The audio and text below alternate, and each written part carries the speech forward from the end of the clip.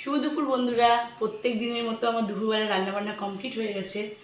আমি দুপুরবেলার মেনু নিয়ে চলে এসেছি। দেখুন আমি আজকে কি রান্না করেছি। এখন তো মেয়ের পরীক্ষা চলছে, একদম সিম্পল সাদাসিধা মেনু হচ্ছে। দেখুন আজকে আমি কি রান্না করলাম। সাদা ভাত, একদম ধোঁয়া উঠছে। এখানে আছে আলু, সোয়াবিন, পটল, কুমড়ো দিয়ে একটা তরকারি। যেহেতু আমার মা ঝাল খেতে পারে না, ওই জন্য ঝাল ছাড়া। আর এটা হচ্ছে পেঁয়াজ আর কালো জিরে দিয়ে মুসুর ডাল। পেঁয়াজ কালো জিরে দিয়ে মুসুর ডাল।